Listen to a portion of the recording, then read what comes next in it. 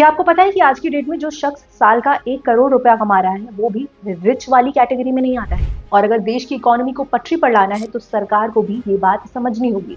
हमारी पॉपुलेशन का एक सिग्निफिकेंट हिस्सा है जो मिडिल क्लास वाली डेफिनेशन से पैसा तो ज्यादा कमा रहा है लेकिन वो अमीर नहीं है। ये वो लोग हैं जो साल के 10 लाख से लेकर 1 करोड़ रुपए कमाते हैं और यही लोग देश की इकोनॉमिक ग्रोथ पर असर डालते हैं। आइए समझते हैं कैसे। ओल्ड टैक्स रिजीम के हिसाब से साल का 10 लाख रुपए कमाने वाले 30% के हाईएस्ट इनकम टैक्स स्लैब में आते हैं। न्यू रिजीम में लिमिट 15 लाख रुपए कर दी गई है, यानी कि सरकार के हिसाब से अगर आप इतना पैसा कमाते हैं तो आप अमीर हैं। 2011 से 12 के बीच इनकम टैक्स भरने वालों में इस ब्रैकेट में 3.7% लोग शामिल थे। 2022 से 2023 में ये परसेंटेज बढ़कर 16.2 हो गया, करीब 4 गुना ज्यादा। 2022 से 2023 में टोटल इनकम टैक्स में इनका 1/3 कॉन्ट्रीब्यूशन था।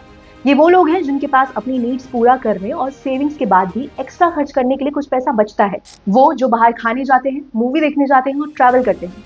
ये कंजम्पशन बढ़ाकर इकोनॉमी को सुधार सकते हैं। ऐसे में इन्हीं इनकम टैक्स से राहत देना जरूरी है। अब तर्क दिया जाएगा कि अगर सरकार इनकम टैक्स में कटौती कर देगी तो रेवेन्यू कम हो जाएगा, लेकिन सरकार ये नहीं सोच रही कि अगर इन लोगों के पास पैसा बचेगा तो वो उसे खर्च करेंगे, जिससे जीएसटी के थ्रू रेवेन्यू बढ़ने के ज्यादा चांसेस हैं। इन कंक्लूजन, इकोनॉमी सुधारने के लिए सरकार को केवल गरीब लोगों के बारे में नहीं सोचना चाहिए, वहां से जो प्रॉफिट होगा वो भी मार्जिनल होगा। ऐसे लोगों पर भी फोकस करना होगा जो इकोनॉमी में कंट्रीब्यूट करने की ज्यादा कैपेसिटी रखते हैं। आने वाले बजट से आपको क्या उम्मीद है, कमेंट सेक्शन में लिखकर जरूर बताएं। ऐसी ही वीडियोस के लिए फॉलो करें इकोनॉमी वाला।